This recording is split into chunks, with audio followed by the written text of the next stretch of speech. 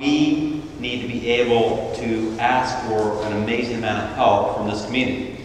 We need to be able to ask for it, and we need to be able to utilize it because the help is being offered. And so what frustrates me is I'm going around and I'm meeting different aspects of our community in every area, whether it's in the inner city, the suburbs, north, south, wherever I am. I constantly have people give me their business card and say, I want to help.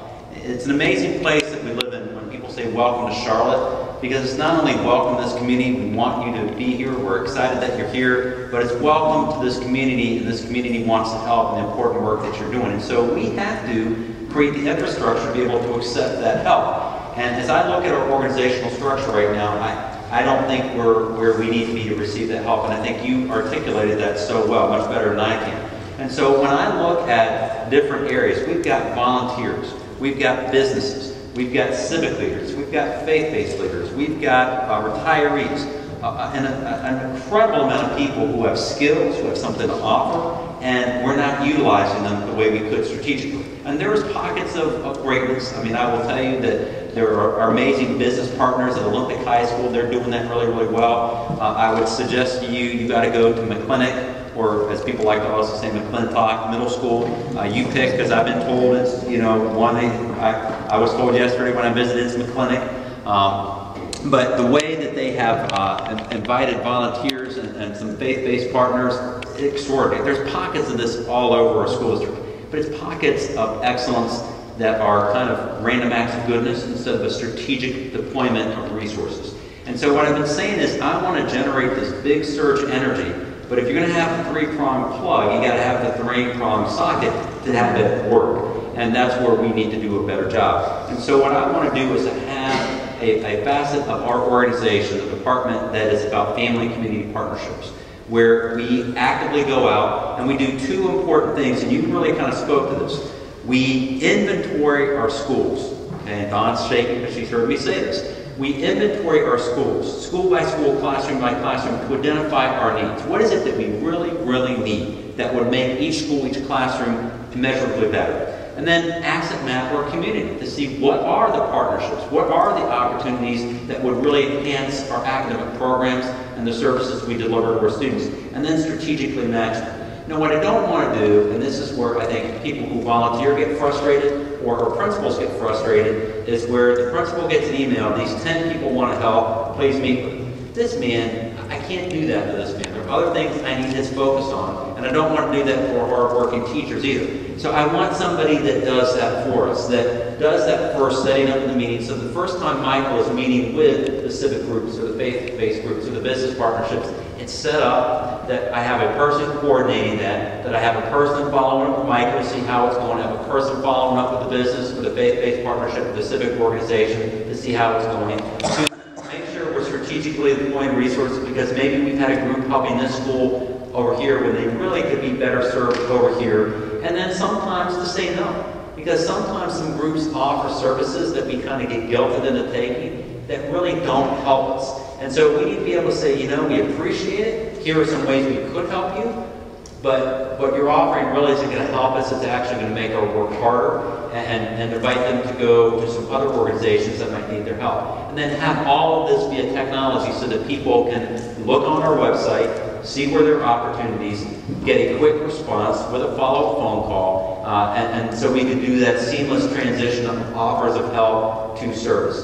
It's a great, you've raised an important issue, and I hope within the next several months you're going to see a huge repurposing of our school district around the very issues that you articulated. So thank you.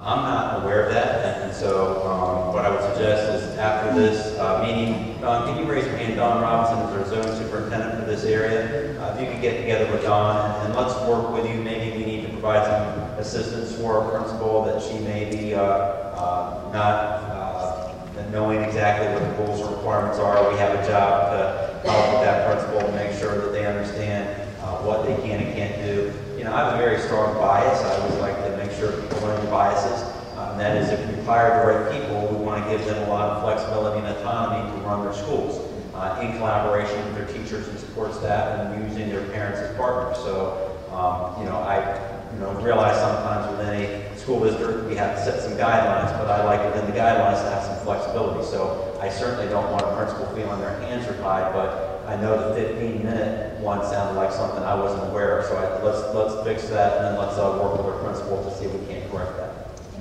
Thank you.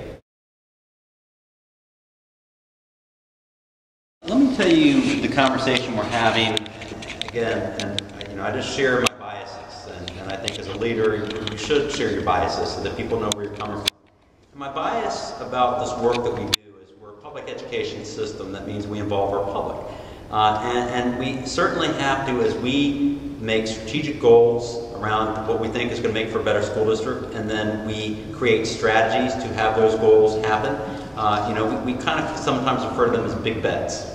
Okay, we're making a big bet that if we do this strategy, we're going to make this goal successful. And so strategic planning or strategy really was a big bet that if we, a lot of times when a school is chronically underperformed, there was an idea of just change the principal. Now, I'm a huge believer that a great principal can really dramatically improve conditions at a school, but they can't do it alone. And so what I think Charlotte-Mecklenburg did that made sense was to say, if you're going to replace the principal, then allow the principal to bring some folks into the school so that it will create some shared leadership and change maybe some of the cultures of, let's keep on doing things the way we've done them, and clear the data shows that the way we've been doing them needs to change. So I think it was a thoughtful approach, I will tell you, across the country. It's an approach that has generated a lot of interest and a lot of respect, even to the point where the federal government, amongst its strategies that it allows for the school improvement grant process, where the federal government identifies some of the most underperforming schools in the state, and then they give you strategies that you have to follow, that they've actually considered adding strategic staffing as a national strategy. So I think that's something that this community should be proud of. However, I think when we do any kind of initiative, we have to define this is what success is going to be. If we make this big bet, then success is going to be looking like this. And oh, by the way, we're going to measure it this way. And oh, by the way, we need to come back out to the community to say, hey, our big bet was successful, look what happened. Or our big bet had some hits, it had some misses. Or our big bet, we missed. Okay? And I say to everyone that I work with, I don't expect to be perfect, I do expect to be excellent. So I think our public deserves us a preponderance of times when we make these big bets that we hit on them and that we're excellent. And so what we're doing right now in our school district is, as we've been meeting my executive staff, we've been talking about our current big bets, and we've been talking about future big bets. But now we're extending that conversation to our principals. And so when we bring our principals into this next all-day retreat, we're going to talk about our current big bets and future big bets. And we've asked our principals to extend that same conversation with our teachers and our support staff, because I need our teachers and support staff to be part of that conversation. Then as we start to galvanize around these things, I'm going to be going back out in the community after the entry plan to share, these are things that we think we need to continue, and these are things that we think maybe we need more focus on to get public input. And we'll do that through town hall meetings, surveying, and every which way we can do it. As far as strategic staffing, I had a report that went to our board about 2 board meetings ago that offered up some of that information that looked at the success of our strategic staffing initiatives.